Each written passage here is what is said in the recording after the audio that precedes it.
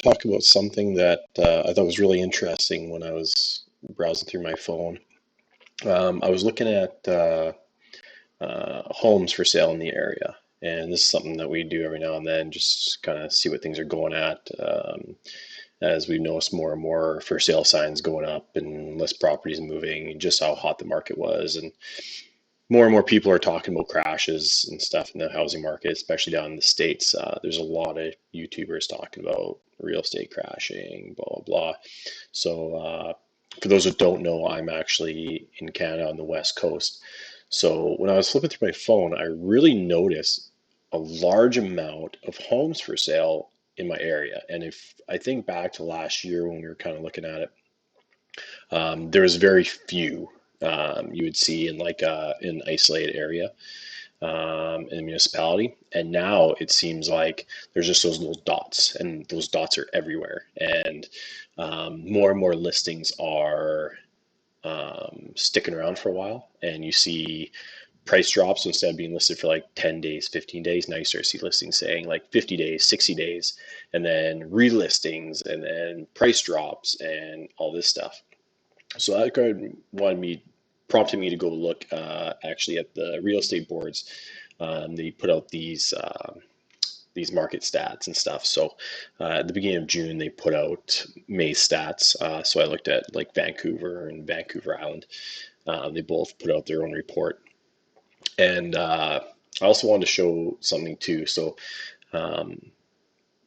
the driver of the prices and stuff in the housing market, it's something called a list to sales ratio. So this means that if the sales of homes are somewhere between 12 and 20% to total listing ratio to total listings, that's considered a healthy, balanced market. When you start to see sales increase over 20% for listed homes, that's considered a seller's market because demand is higher. And then if it gets below 12%, then demand is low, and that's kind of a buyer's market. So right now, I think Vancouver, they just reported it was just around 35% list to sales ratio. However, this is down quite a bit. If you go back and look, last year it was up above 50, and even Vancouver Island, it's come down quite a bit. So there's a few things I want to show you here. So, and again, the reason I'm talking about this is the crashes. This is going to have major deflationary forces throughout all sorts of stuff, right? All the home builders, all the jobs that this economy creates, and then those people have to find new work and they stop spending money. There's a huge amount of resources and energy consumed every year, right, in the housing market. So if things really do start to crash here in the U.S. and Canada, that has huge deflationary forces. And then if you see huge deflationary forces, that can, actually kind of, aside from the home builders, and can we avoid going into recession, that can actually have a positive impact on the stock market, because we'll start to see those inflation numbers go the other way. So it does have an impact, and something I'm watching. Plus, it's always interesting to stay on top of this stuff if you are into real estate and stuff like that too. So, so here we go. On here, so the real estate industry for BC is a key economic driver. It says in 2021, almost 44,000 homes changed ownership, generating $3 billion in economic spin-off activity and an estimated 21,000 jobs. So the total dollar value of residential sales transacted through the MLS system in Greater Vancouver totaled $53.4 billion in 2021. So those are pretty big numbers.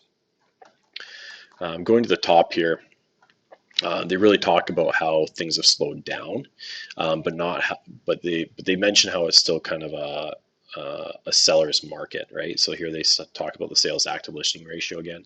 So it's 29.2% actually, sorry, for May. For the average, and then the ratio for detached homes is actually getting a lot closer to that 12%. So we're in that 12 to 20% range now for detached homes, and it says 18.3, and it's at 35.5% for townhomes. So townhomes and apartments are kind of driving up the average, but when you're talking detached homes, those are going to start to see a lot more sales because they're much more expensive. They're affected a lot more by interest rates in the area. I think most interest rates are kind of getting around that 4.5–5% range now.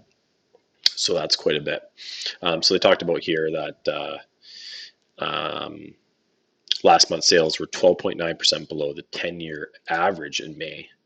And then uh, here they talk about how the ratio dipped below 12% for the same period. The home prices often experience upward pressure when it surpasses 20% over several months.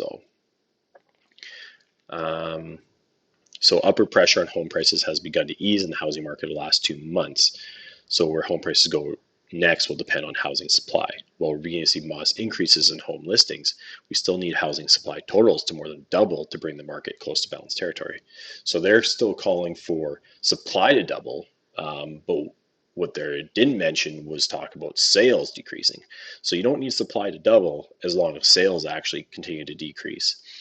Which is actually what we're seeing. Like we are seeing more supply, but we're seeing a larger decrease in sales, because sales of detached homes in May 2022 was a 44.1% decrease from last year. So really, it's both separating from each other that's going to cause this decrease in home prices. And currently, if you go through the numbers, like home prices have kind of stayed the same or actually kind of trended up a little bit. But I think we're on the verge of this. This might be shifting.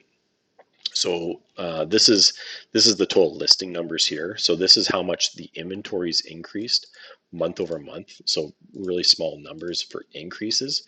But this is how much that we've seen a decrease. So in this column here, we've got the percentage variance from April 2022 to May 2022. So from April to May, we saw a 17% discount detached, 10% decrease in attached, and 5.1% decrease in apartments. And then this column here, you got percentage variance from March of 2021 to May. So this is March, April, May. So it's like a 3-month period, right? From last year to this year. So this is where it's showing a 40% decrease in detached homes, 34%, and a 20% in apartments. So it's not so much that there's way more supply on the market. It's just there's way less demand on the market as people can't spend, right? So, and it makes sense because people are, if they're in good mortgages, they might just be staying tight on what they have, right? So there's a lot of incentive for people to sell, especially if they think that they're in a pretty good situation right now. And then anyone that's going to be opening a new mortgage is going to be really incentivized to buy, because they're going to have that such a high interest rate they're going to be getting into compared to a year ago, right, and the year before that. So this chart here, this is like the residential average sales prices in the greater Vancouver area, right? So you see this huge spike up through 2019 to 2022, right? So they're showing a little bit of a decrease here, right? But really, if things continue to trend in the same direction they are, like we're going to see this continue to go down. Where it's going to go down to, nobody knows. It's like the stock market, but it's one of those things that you should kind of watch, because this could be like a leading indicator for when the bottom might come in the market, and it might be a good time to start looking at good deals out there. Another one I wanted to show you too. This is so for Vancouver Island. So this chart here I thought was really interesting. So you can see from April 20th to, oh, here, let me just decrease this. So really from April 20 of 2020, things are pretty lockstep, right? So as units were listed and units sold, it was pretty in lockstep. Like things were been pretty tight for a long time. And then right around this year, when things really started to increase, I think a lot of people were like, oh man, if I want to get a good value from a house, I should start selling now. It really started to spike, and it spiked and it's continued to rise. But instead of these sales continue on in lockstep, it's actually diverging. So again, like I said, when those trends continue the same way they are, these listings could continue to go up while these sold continue to go down, right? And that's how we're going to get that 12% spread, right? And even if this flatlines or starts to come down a little bit, if we see this kind of tank, as people just don't want to get into a new home or a new mortgage because the interest rates are so high, this can continue to go down. So again, while I'm not saying that home prices have to come down from here, there's a very good chance that we might see this SAR number get close to that 12%, and even if it's in the 12 to 20% range, we might just start to see home prices down. Like I said, like definitely in the area, I've been seeing more and more homes get reduced in price or stay listed for a lot longer or even be relisted. So it's definitely a good indicator that things might get a little quieter on the real estate side, and then the home builder is going to get quieter, and then we're going to see way less demand for building materials as inventories go up, because home builders are going to slow down building all these homes, and then you're going to see possibly layoffs in the construction industry, and then those people are going to have as much money to spend. So there's all these sorts of things that are kind of leading us closer and closer and closer to the end of this inflation, possibly recession that everyone's trying to avoid. But you never know; it might be too late here. So just wanted to show something that I've been seeing here. If you are in the market for getting in a home, it might be good to wait a little while longer, but really you got to make your own decision based on your own financial situation. Definitely the interest rates have been going up. Whether they can continue to go up, we'll see, right? Bond price, those bonds have been getting, yields have been getting pretty high. So if those start to come down, we might see a small decrease in interest rates for fixed and variables. But variable is still expensive, but or is not, sorry, not expensive, but variable is still pretty good. I think variable was around like 3% when I looked it up.